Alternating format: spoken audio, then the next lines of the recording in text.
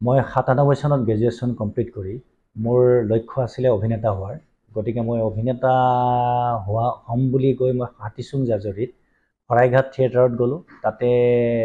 তাতো বিফল হ'লোঁ। বিফল হৈ মই পুনৰ এখন পাৱাৰ টিলাৰ খেতি বাতি কৰিম বুলি ভাবি পাৱাৰ টিলাৰ এখন ল'লোঁ। লৈ খেতি বাতিতে আত্মনিয়োগ কৰিলোঁ। কৰাৰ পিছতে মই এখন ফিয়েট কাৰ ল'লোঁ।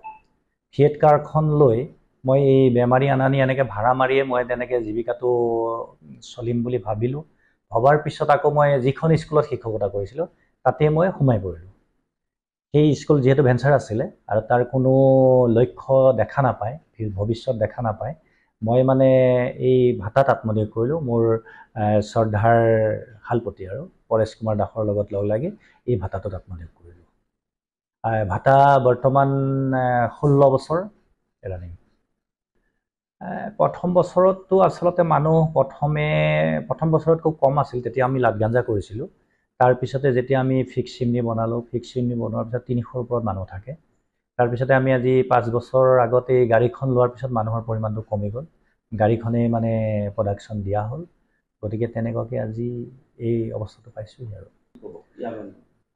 যুৱ প্ৰজন্মক মই এইটোৱে ক'ম যে তেখেতসকলে যিটো ইজি মানিৰ পিছত নদৌৰি শাৰীৰিকভাৱে শ্ৰম কৰি মন লগাই যিকোনো সাধাৰণ কাম হ'লেও একো ডাঙৰ কথা নহয়, একো লাজৰ কথাও নহয়।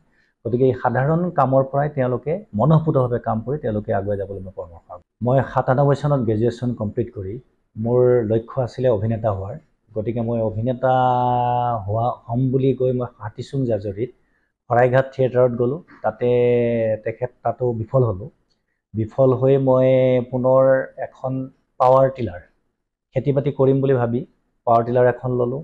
লৈ খেতি বাতিতে আত্মনিয়োগ কৰিলোঁ। কৰাৰ পিছতে মই এখন ফিয়েট কাৰ ল'লোঁ। ফিয়েট কাৰখন লৈ মই এই বেমাৰী আনানি এনেকৈ ভাড়া মাৰিয়ে মই তেনেকৈ জীৱিকাটো চলিম বুলি ভাবিলোঁ। ভবাৰ পিছত আকৌ মই যিখন স্কুলত শিক্ষকতা কৰিছিলোঁ তাতে মই সোমাই পৰিলোঁ। সেই স্কুল যিহেতু ভেঞ্চাৰ আছিলে আৰু তাৰ কোনো লক্ষ্য দেখা নাপায়, ভৱিষ্যত দেখা নাপায়, মই মানে এই ভাতাত আত্মনিয়োগ কৰিলোঁ। মোৰ শ্ৰদ্ধাৰ শালপতি আৰু পৰেশ কুমাৰ দাসৰ লগত লগ লাগি এই ভাতাটোত আত্মনিয়োগ কৰিলোঁ। ভাতা বৰ্তমান 16 বছৰ ৰানিং। প্ৰথম বছৰততো আচলতে মানুহ প্ৰথম বছৰত খুব কম আছিল। তেতিয়া আমি লাটগাঞ্জা কৰিছিলোঁ। তাৰপিছতে যেতিয়া আমি ফিক্স চিমনি বনালোঁ, ফিক্স চিমনি বনোৱাৰ পিছত 300ৰ ওপৰত মানুহ থাকে। তাৰপিছতে আমি আজি 5 বছৰ আগতে এই গাড়ীখন লোৱাৰ পিছত মানুহৰ পৰিমাণটো কমি গ'ল। গাড়ীখনেই মানে প্ৰডাকশ্যন দিয়া হ'ল।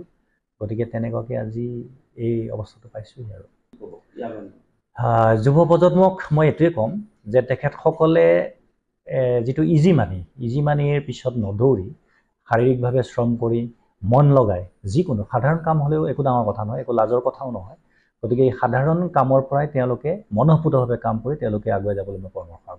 যিকোনো খবৰৰ বাবে যোগাযোগ কৰক আমাৰ এই নম্বৰত 7099017330 আৰু 7099017110।